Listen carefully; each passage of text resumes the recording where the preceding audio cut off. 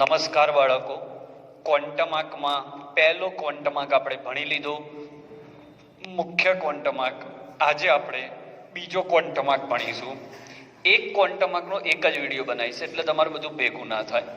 ગૌણ ક્વોન્ટમ આંક પેલો મુખ્ય હતો એટલે આ ગૌણ.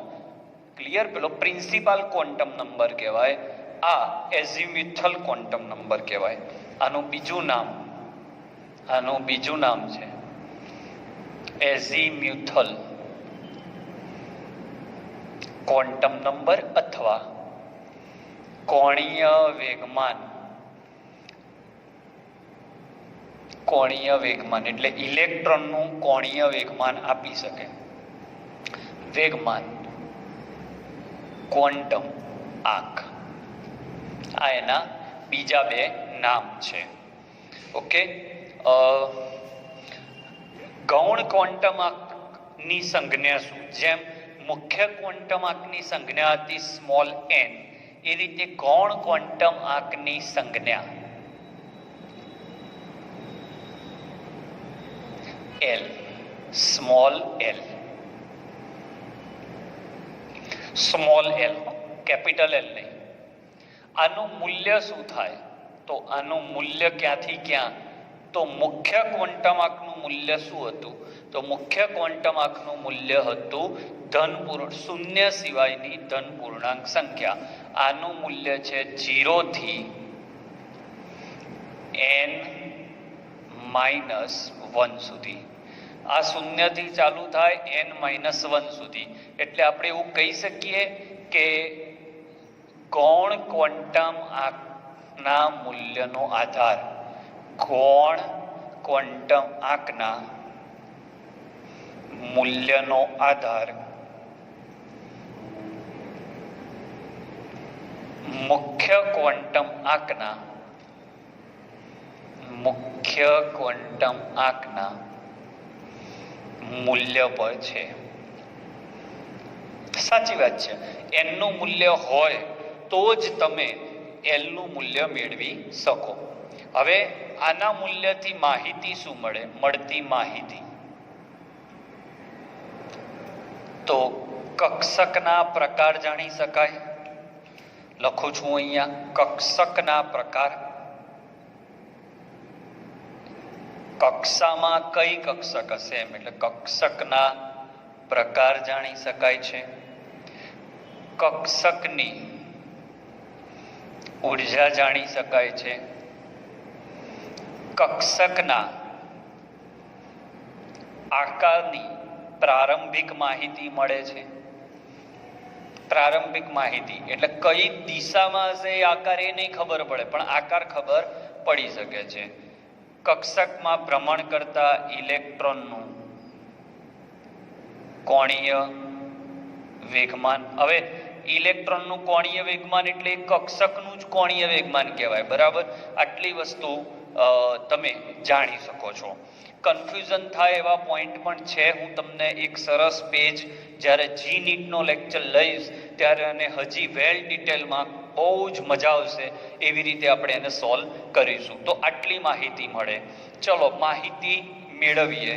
તો જો n નું મૂલ્ય, સ્ટાર્ટ કરું છું બાળકો તમારા માટે, n નું મૂલ્ય લઈએ તો l નું મૂલ્ય શું આવે? સૂત્ર બતાવો. 0 થી n-1. જોતા રહેજો, મજા આવશે.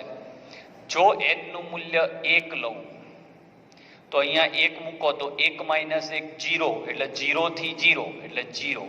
તો આવી કક્ષકને S કક્ષક કહેવાય. કઈ કક્ષક કહેવાય બાળકો? S કક્ષક. એટલે પહેલી કક્ષા, સાંભળજો ધ્યાનથી, પહેલી કક્ષા એની S કક્ષક એટલે દર્શાવાય એને 1s. શું દર્શાવાય? 1s. ઓકે, તો આ રીતે માહિતી મળે. S કક્ષકનો આકાર કેવો છે? તો હમણાં છેલ્લે હું શોર્ટમાં લખું છું. હવે જો n બરાબર 2 લઉં તો અહીંયા મૂકો 2, તો 2 - 1 એટલે 0 થી 1 એટલે 0 પણ આવી ગયો અને 1 પણ આવી ગયો. 0 પણ આવી ગયો, 1 પણ. 0 થી હવે 0 ને આપણે S કક્ષક કહેતા હોઈએ છીએ અને 1 ને આપણે P કક્ષક કહેતા હોઈએ છીએ. એટલે સમજો, મસ્ત વાક્ય બોલું. પહેલા હું પછી વાક્યો લખીને પણ આપું છું. પહેલી કક્ષાની એક જ કક્ષક હોય 1S, બીજી કક્ષાની બે કક્ષક હોય કઈ કઈ 2S અને 2P. જોતા રહેજો, મજા આવશે. ચલો ત્રીજી કક્ષા લઉં તો n બરાબર 3, અહીંયા 3 મૂકો તો 3 - 1 2, એટલે 0 થી 2. તો અહીંયા શું લખાશે બોલો? 0 1 2. હવે 0 ને કઈ કક્ષક કહેવાય? S. 1 ને શું કહેવાય? P. 2 ને શું કહેવાય? D. બધું લિસ્ટ આઉટ કરીને આપું તો 3 ની 3 કક્ષકો પેટાકોષ પણ કહેવાય. કોષ એટલે કક્ષા, કક્ષક એટલે પેટાકોષ એવું પણ બોલી શકાય. બધું સરસ લખી આપું છું. તો 3 ની 3 કક્ષક S, P અને D. તો અહીંયા લખાય 3S 3P 3D. હવે ચોથી કક્ષા હોય તો 4 મૂકવાનું. 4 - 1 3. તો અહીંયા આવશે 0 1 2 3. 0 ને S કહેવાય, 1 ને P કહેવાય, 2 ને D કહેવાય, 3 ને F કહેવાય. આને દર્શાવાય આ રીતે 4S 4P 4D અને 4F. ઓકે, તો કક્ષકના પ્રકાર ખબર પડી ગઈ કે 0 હોય તો S લખી આપું છું. હવે તમારા કામમાં આવે. L બરાબર 0 તો કક્ષક S કક્ષક અને એનો આકાર પૂછાય તો કયો જોઈએ? L બરાબર 1 હોય તો એને P કક્ષક કહેવાય. L બરાબર 2 હોય તો એને D કક્ષક કહેવાય. L બરાબર 3 હોય તો આને F કક્ષક કહેવાય. SPDF જ કેમ કીધા એના પણ કારણો છે, પણ ચોપડીના લેક્ચરમાં એ બોલીએ તો એને ડંફાસ કહેવાય, કલર કર્યો કહેવાય. S કક્ષકનો આકાર ગોળાકાર. આવતા લેક્ચરમાં આપણે આ આકારો દોરવાના છીએ.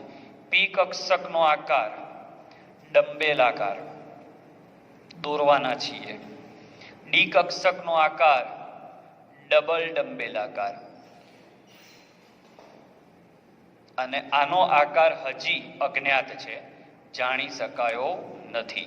કેવી રીતે આકાર જાણી શકાય એની પણ માહિતી મેળવીશું. ફરીથી બાળકો, ગૌણ ક્વોન્ટમ આંક હજી ચાલુ છે, લેક્ચર પૂરો નથી થયો.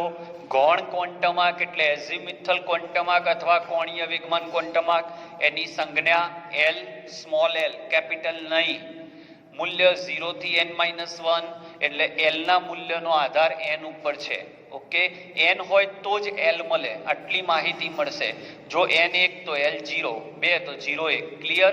જે કક્ષામાં કક્ષક 1S 2 તો 2 કક્ષક 2S 2P, 3 તો 3 કક્ષક 3S 3P 3D, 4 તો 4 કક્ષક. આ રીતે થાય. ઓકે, L બરાબર 0 ને S કક્ષકથી દર્શાવાય એટલે કક્ષકના પ્રકાર મળી ગયા, કક્ષકના આકાર મળી ગયા, કક્ષકોની સંખ્યા પણ મળશે આપણને. ઓકે, કક્ષકની સંખ્યા એ જેટલી હોય એટલી ને એટલી. કક્ષકની સંખ્યા ને બધું આપણે શીખીશું. તો હજી આપણે આ પોઈન્ટ ઉપર જોરદાર વાત કરવાની છે, એટલે હું આ બાજુના બોર્ડ વર્કમાં લઉં છું. તમે આટલાનો સ્ક્રીનશોટ લઈ લો પહેલા. ચલો, હવે કક્ષકની ઉર્જા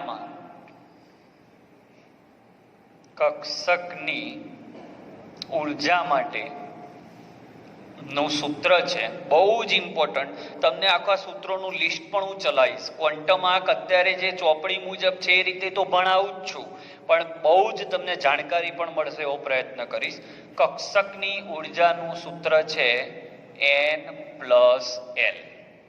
ઓકે, ઉપયોગ કરતા શીખવાડું તમને. એમ કે 1S તો આનો N કેટલો, L કેટલો? તો N આ 1 કહેવાય અને L કેટલો તો 0 કહેવાય, કારણ કે S કક્ષક માટે L 0. તો N+L કેટલો? તો 1 + 0 1. ઓકે, આ રીતે થાય. હવે ધારો કે 2S છે તો N2 થાય. N બરાબર 2 અને S તો S અહીંયા 0 થાય, તો 2 + 0 2. જોતા રહેજો, મજા આવશે. ચલો 2P લઉં તો આ 2 અને P માટે L બરાબર 1 થાય. વિડીયો આગળ જઈને જોઈ લો. તો આનો સરવાળો થાય 3. હવે 3s લઉં તો અહીંયા 3 અને s એટલે 0 તો અહીંયા 3 થાય. હવે જોજો બહુ મજા આવશે પોઈન્ટ. ધારી લો કે હું આને a કહું, આ b, આ c અને d. હવે એમ કે આ કક્ષકોને ઊર્જાના ક્રમમાં ગોઠવો. ઊર્જાના ક્રમમાં ગોઠવો.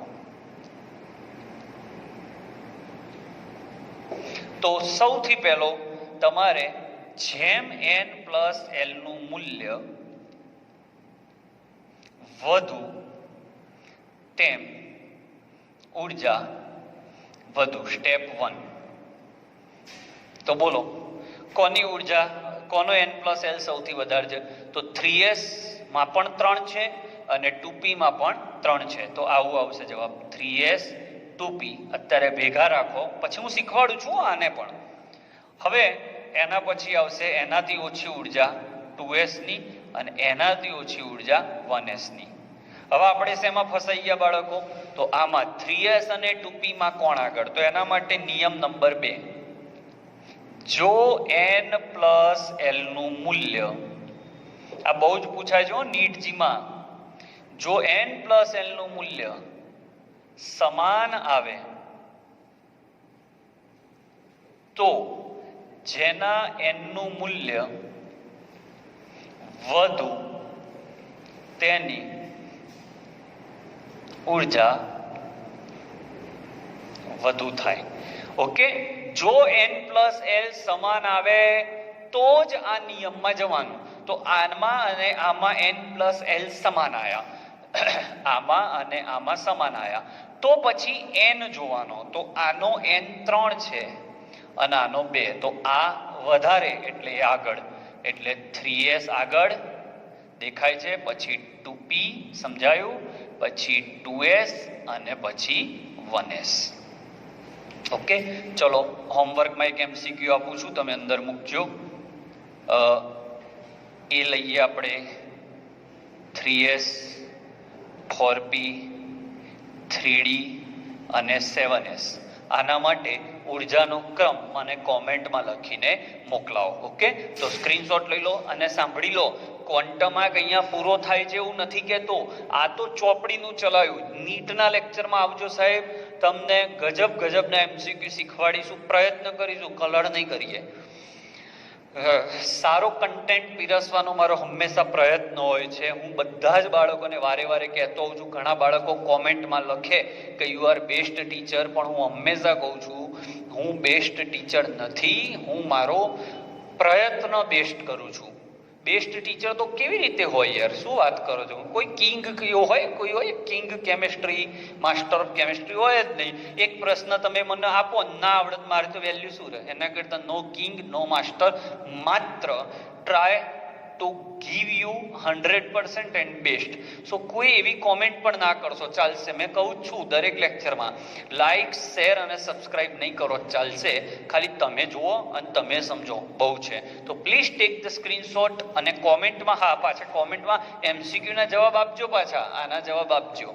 ઓકે, તો આવતા લેક્ચરમાં ત્રીજા ક્વોન્ટમ આંક સાથે મળીશું. સ્ક્રીનશોટ લઈ લો આનો.